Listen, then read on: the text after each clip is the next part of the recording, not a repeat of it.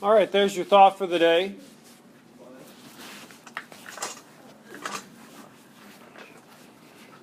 Everybody familiar with Mark Twain? Have you guys read any of his stuff in literature? Huckleberry Finn. Anybody know what Mark Twain's real name was? Mark Twain was his pen name. Anybody know what his real name was? Say it. She knows what it is. What was it? Is it Samuel Clemens? Yeah, Samuel Clemens was his real name. All right. Okay, so today we're going to cover ellipses. The objective for today is to graph an ellipse given its equation. So the definition of an ellipse is a set of all points in the plane, the sum of whose distances from two fixed points is a constant.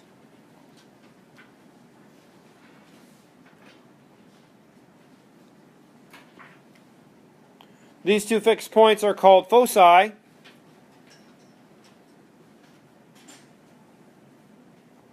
Which is the plural of focus of an ellipse. So the idea with the ellipse is, so let's label these lines. If we'll call this F1, we'll call this distance of F1. So this set on the center.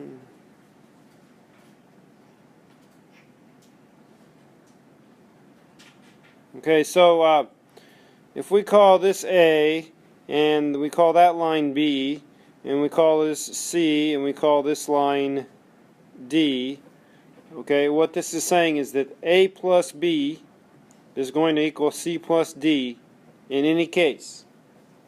That's how we come up with the ellipse.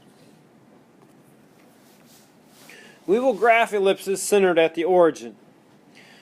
Okay, so thus the ellipse crosses the x-axis at A0 and negative A0, as in figure 4.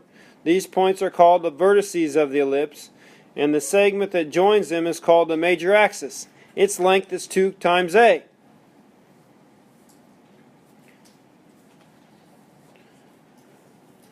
So we've got figure 4, then it gives the equation of the ellipse, x squared over a squared plus y squared over b squared equals 1 with a greater than b. We'll come back to the equation later. Let's talk some more about the ellipse. So similar, if we set x equal to 0, and we get y equals positive negative b, so the ellipse crosses the y-axis at 0b and 0 negative b. The segment that joins these points is called the minor axis and has a length 2 times b. Note that 2a is greater than 2b.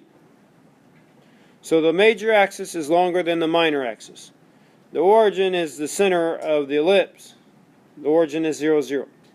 If the foci of the ellipse are placed on the y-axis at 0, positive, negative c, rather than on the x-axis, then the roles of x and y are reversed in the preceding discussion, and we get a vertical ellipse. All right, so whichever the axes that the foci are placed on, so this point, the foci are here and here, they are c away from the origin. The major axis is always going to be the longer one, okay? So the graph of each of the following equations is an ellipse with the center at the origin having the given properties. So if we have x squared over a squared plus y squared over b squared equals 1, and a is greater than b, then we know the major axis is the x-axis, and the vertices are going to be positive, negative a, 0. The major axis is going to have a length, it's horizontal, it has a length of 2a. The minor axis is vertical, it has a length of 2b. The foci would be at positive, negative c0. They'd be on the x-axis. Now, this is important. How you calculate or find the foci is from this equation. c squared equals a squared minus b squared. All right, that's how we're going to come up with c. From c squared equals a squared minus b squared. Now, if the y-axis is the major axis, then so the a always goes under the variable who is the major axis. So in this case, the major axis is the y-axis, so it becomes x squared over b squared equals y squared over a squared. The a squared's under the y now, equals 1. A is still greater than b. The vertices would be at 0, positive, negative a. The vertical length of the major axis would be 2a. The horizontal length of the minor axis would be 2b. And then we have all the c squared is still a squared minus b squared. So this page, can be your kind of your guide when you're doing the homework. That gives you all the information you need to probably answer the questions. All right, let's do some practice here. So we've got sketching an ellipse. An ellipse has an equation: x squared over 9 plus y squared over 4 equals 1.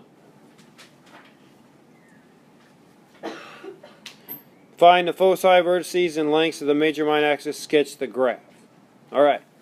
So, what do you think? The first thing we have to do is determine which is the major axis. Which one is the major axis and why? The x-axis or the y-axis? Which one's going to be the major one? Ben? X-axis. Why? Because 9 is greater than 4, so then A would be greater than B. Yeah. The 9 is under the x squared, and so that makes it the x the major axis, and like he said, that would become a squared. So we have so the first question, we've got the x denominator is greater than the y denominator. So we have the horizontal major axes.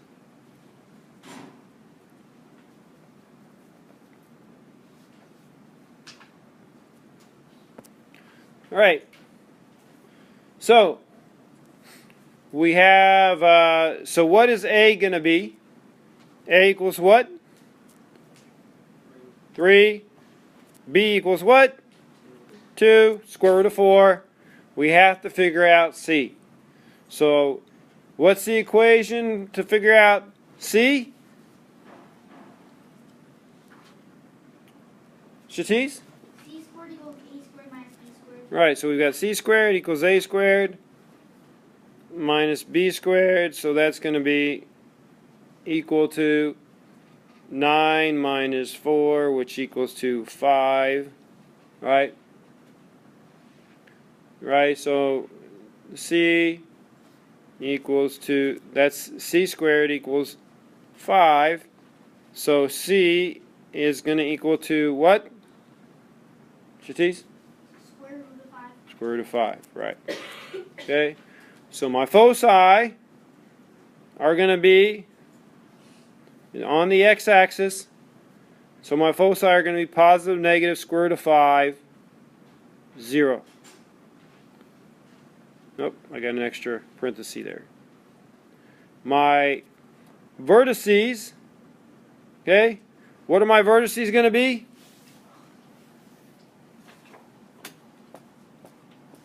Chris, what's my vertices going to be? Plus 1, say. What is that? 3. 3, yeah, it's positive, negative, 3, 0.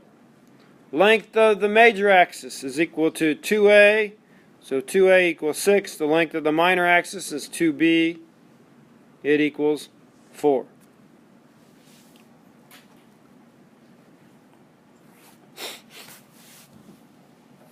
Okay, any questions? Yes, Janina. You get that for your vertices. The vertices? Okay, because the vertices are on the, we know they're on the x-axis, right? And and the coordinates of the vertice are going to be positive, negative a, right? A is 3, positive, negative a is 0.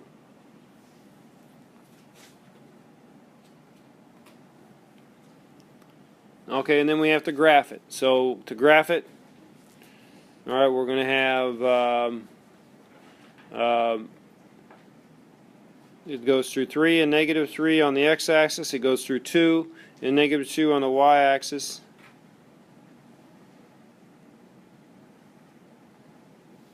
We draw the circle, and then the foci, we knew we're at radical 5. You don't have to get it exactly. We know radical 5 is a little bit more than 2, so I could plot my foci between the 2 and the 3 on the x-axis. Okay, there's my foci. There's the graph of the ellipse.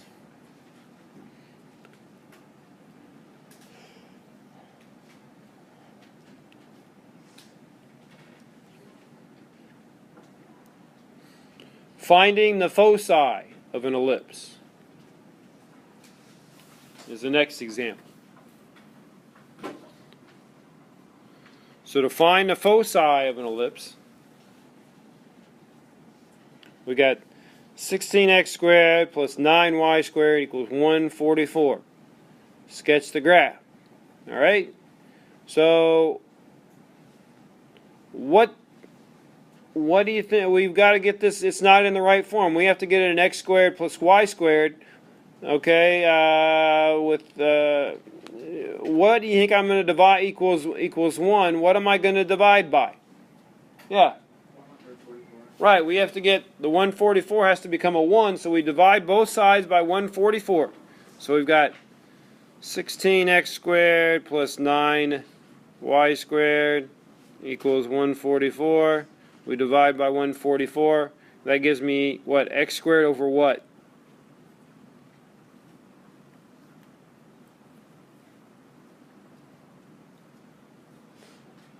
Yeah. Right. 9 goes into 16 goes into 144 9 times. So it's x squared over 9 plus y squared over 16 equals 1. Right? So what's my major axis going to be this time? The y-axis because 16 is greater than 9. Right, the y-axis. So we have to figure out c. We know that c squared equals a squared minus b squared, so that's going to be 16 minus 9, which equals 7. So c equals radical 7, right? What's a going to be? A equals what? Abby, what's a?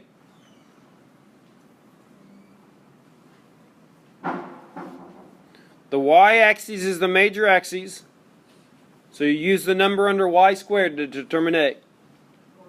Right, a is 4. B is what? Let's see, Emily?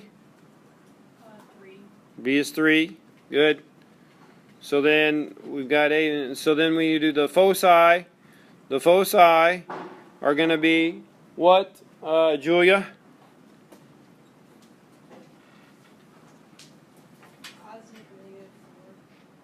No, that you're thinking. No, you're thinking. You're thinking the major axes point. You're thinking where it's going to intersect the major axes. Foci is determined from C.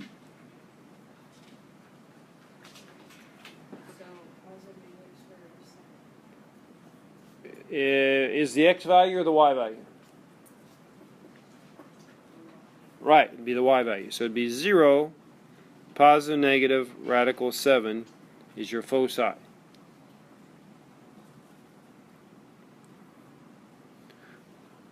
All right. Do I have that information? Okay, so if we graph this, the graph would be, okay, A was 4, so it's going to be 4 up and 4 down on the y-axis is where the ellipse is going to intersect, and then the other minor axes had the point 3 and negative 3, so we draw the circle. There's the circle, and then the radical 7 is between 2 and 3, so I'm going to plot foci somewhere between 2 and 3. There's a point, there's a point. That's my graph.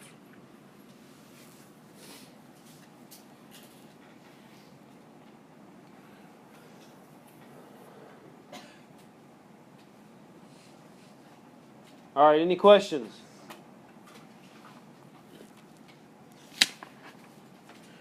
All right, a couple more examples.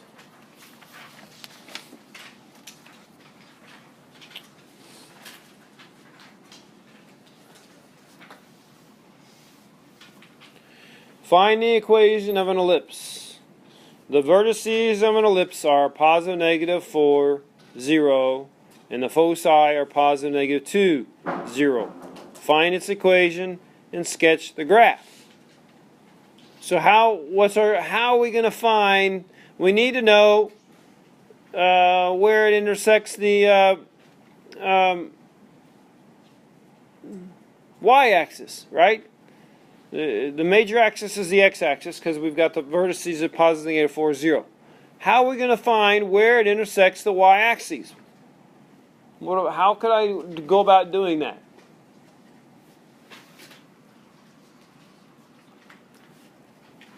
Julia. Do you plug an X and solve for Y?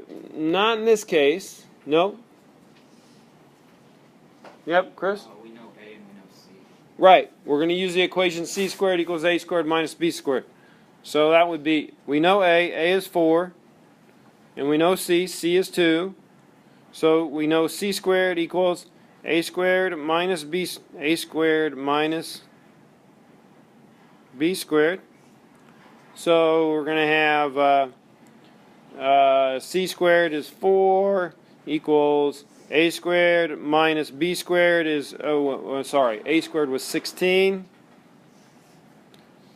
because it's 4 squared, so that's going to be 16 minus b squared, right? So then we have b squared equals 12, and then I need to calculate the square root of 12. So b is going to, and I know what that is, that's 3.46. B is 3.46. All right? Okay. So we have to put this in an equation and graph it.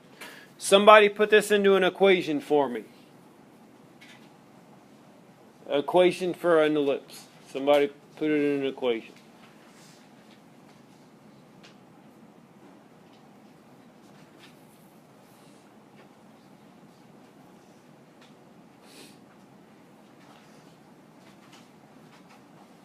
Nick, give it a shot. X squared over 16 plus y squared over 12 equals 1. Very good.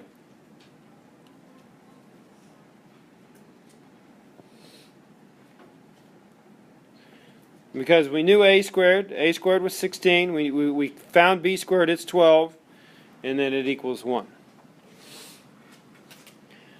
Any questions? Okay, let's graph it. So our the x-axis is the major axis. We have a point at 4, negative 4, and for the y-axis, it's going to intercept at 3.46 and positive and negative. So it's between 3 and 4. There's my ellipse, and then the foci are 2 and negative 2. Right? So that's the graph. Any questions? Yes. So do we estimate if it's like between two numbers? On the graph? Yeah, on the graph. Yeah, just you don't just put if it's between 2 and 3, as long as it's somewhere in between there, you're fine. I'm not going to say, oh, it's closer to the 2 or closer to the 3 or whatever. Just estimate. All right. Okay, eccentricity. for an ellipse, okay, so it's going to take the form of either of those two equations where A is always greater than B. The eccentricity E number is E is equal to C over A. Alright? The distance of the focus divided by the distance to the vertice. And we know that C equals the square root of A squared plus B squared. Right? Because C squared equals A squared and A squared minus B squared. So the eccentricity of every ellipse satisfied is going to be between 0 and 1. So in figure 8 we show a number of ellipses to demonstrate the effect of varying the eccentricity. When the eccentricity is close to 0, there's not a big difference between C and A. In that case, it's going to be very close to a circle. As you can see, as the eccentricity gets closer to 1, the ellipse becomes more and more oval, less round, more and more oval. Alright?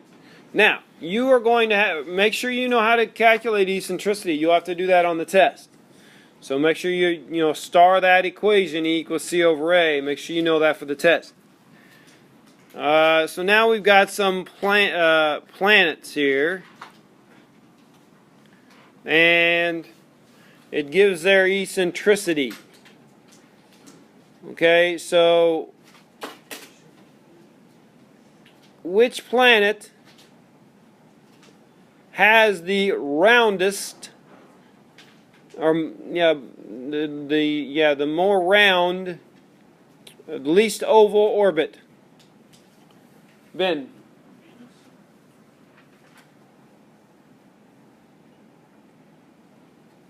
Venus, okay, yeah, Venus has the, right, the most close to being a circle. Which planet has the most oval orbit? Yes. Pluto. No. What? Mars. No. Let's see.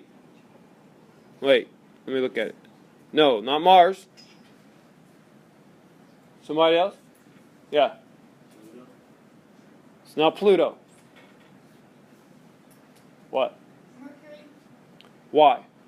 Because it has the greatest eccentricity. Okay. Of the planets, it does. It was a trick question.